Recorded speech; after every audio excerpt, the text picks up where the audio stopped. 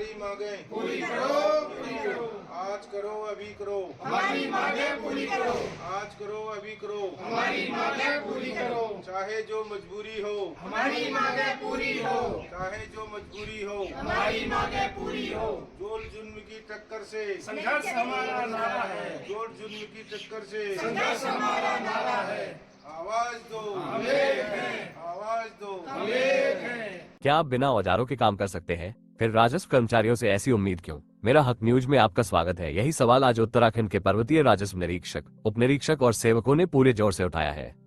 बागेश्वर जिले के गरुड़ तहसील में राजस्व कर्मचारियों ने 3 और 4 जून 2025 को पूर्ण कार्य बहिष्कार का ऐलान किया है और यह केवल विरोध नहीं बल्कि एक चेतावनी है उस व्यवस्था को जो बिना संसाधनों के उनसे अत्याधुनिक काम करवा रही है। कार्मिकों का आरोप है कि सरकार बिना लैपटॉप, इंटरनेट, साफ दिशा निर्देश और तकनीकी ट्रेनिंग के उन्हें डिजिटल खतौनी, अद्यतन और राशि निर्धारण जैसे कार्य करने को मजबूर कर रही है। जबकि उच्च न्यायालय का स्पष्ट निर्देश था कि 31 मई 2025 तक राजस्व पुलिस का कार्य नियमित पुलिस को सौंपा जाए, लेकिन इस आदेश का पालन अब तक नहीं हुआ है। तहसील गरुड़ में आयोजित एक बैठक में इस आंदोलन की रणनीति तय की गई, जिसकी अध्यक्षता तहसील अध्यक्ष जगत सिंह कोरंगा ने की। उन्होंने अपने संबोधन में साफ कहा, ये लड़ाई सिर्फ सुविधा की नहीं, सम्मान की है। हम अपने फर्ज से पीछे नहीं हटते, लेकिन बिना औजारों के हमसे युद्ध की उम्मीद मत रखिए।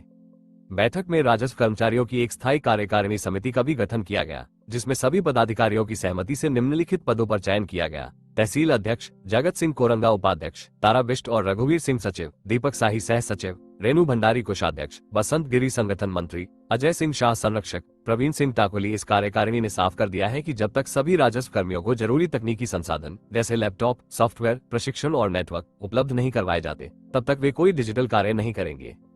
इससे पहले 30 मई 2025 को इस पूरे विषय पर उत्तराखंड के मुख्य सचिव और राजस्व परिषद के अध्यक्ष को पत्र भेजा गया था, लेकिन जब कोई ठोस प्रतिक्रिया नहीं मिली तो कार्मिकों ने ये कड़ा कदम उठाने का निर्णय लिया।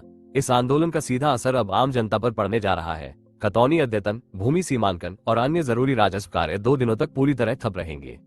ग्रामीण क्षेत्रों में रहने वाले लोग जो अपने जमीन जायदाद के काम लेकर तहसील का रुख करते हैं, उन्हें भारी दिक्कत का सामना करना पड़ सकता है। इस आंदोलन ने एक अहम सवाल खड़ा किया है, अगर सरकार को डिजिटल इंडिया बनाना है तो क्या सरकारी कर्मचारियों को डिजिटल हथियार नहीं देने चाहिए? क्या उनसे बिना तैयारी, बिना प्रशिक्षण, बिना उपकरण के काम लेना न्याय है? अब बागेश्वर से उठी यह आवाज धीरे धीरे पूरे उत्तराखंड में फैल रही है। सरकार के पास अब समय कम है और फैसला लेना जरूरी है। या तो संसाधन दीजिए या फिर यह आंदोलन और तेज होगा। सर, कार्य बहिष्कार का क्या कारण है? हमारे मुख्य मांगें हैं, 2 सूत्री मांगें हैं प्रांतीय कार्यकारिणी के आह्वान पर। नंबर 1 है कि पुलिस कार्य बहिष्कार। पुलिस कार्य के संबंध में माननीय न्यायालय के द्वारा 31 मई को अभी पुलिस कार्य नियमित पुलिस को हस्तांतरित किया जाना था, वो कार्य नहीं हो पाया।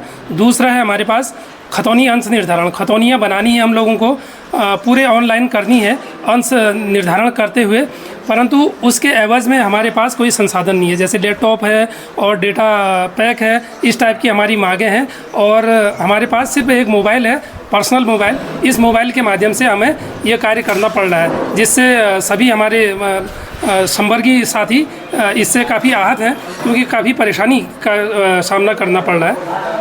सर, कितने दिन का कार्य बहिष्कार रहेगा? फिलहाल हमारा प्रांतीय कार्यकारिणी के आह्वान पर 3 मई और 4 मई 2 दिन का 4 जून 3 जून और 4 जून का ये धरना का और कार्य बहिष्कार का निर्धारित वो तय किया गया है। धन्यवाद।